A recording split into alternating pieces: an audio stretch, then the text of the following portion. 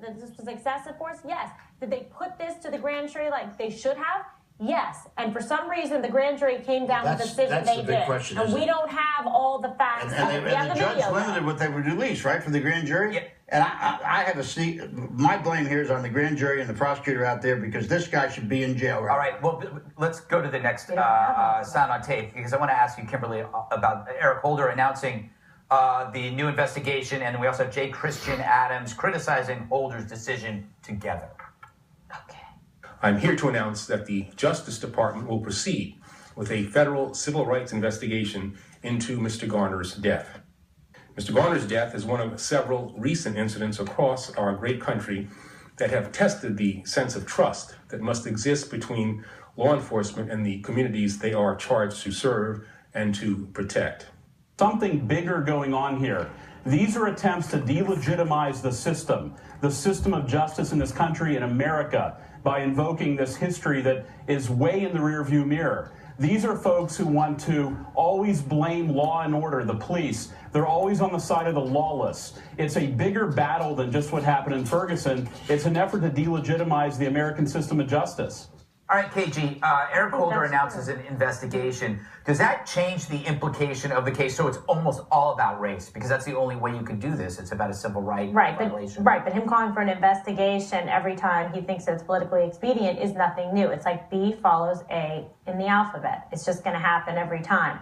Now, I do agree with the larger issue, which is that this is, I think, a concerted effort to delegitimize the American justice system. Nothing is good enough.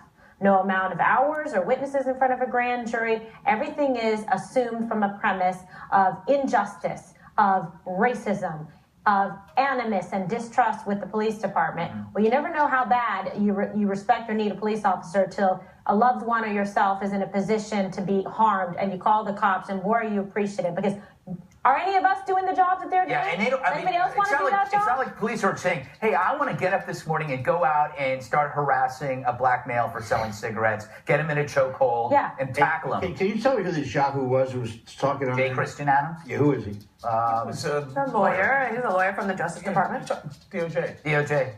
Oh, in the current? No, not anymore. He was though. Can I just clarify something? I think whoever as right as Ferguson did get it, I think New York got it that wrong.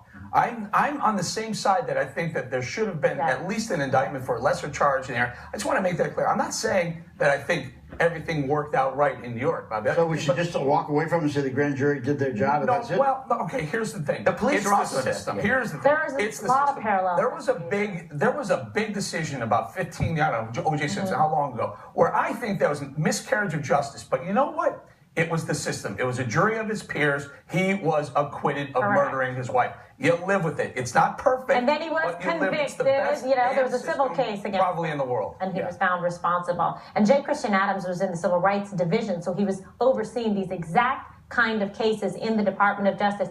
Oh, so I guess he has a little bit. Well, wait a minute. But to say that to ask for an investigation undermines the American judicial system, why not have an investigation? What's wrong with that? No, what he's saying is this is more an overall theme, that every time something comes back with a decision or verdict, et cetera, a finding that they disagree with, oh, it must be invalid, the system must be bad, and we should throw it out. He's saying, listen, this is a good system of justice. There are going to be outcomes that people disagree with, but that is our American justice system, and it's better than any other in the world where they just take you out back and shoot you or hang you or behead you. I'm not sure every decision that they do that, but that's... Danny, do you want to comment on this? Or I was going to ask you about how you see the media handling this case. Will they learn from previous mistakes that we've seen in coverage that has led to chaos?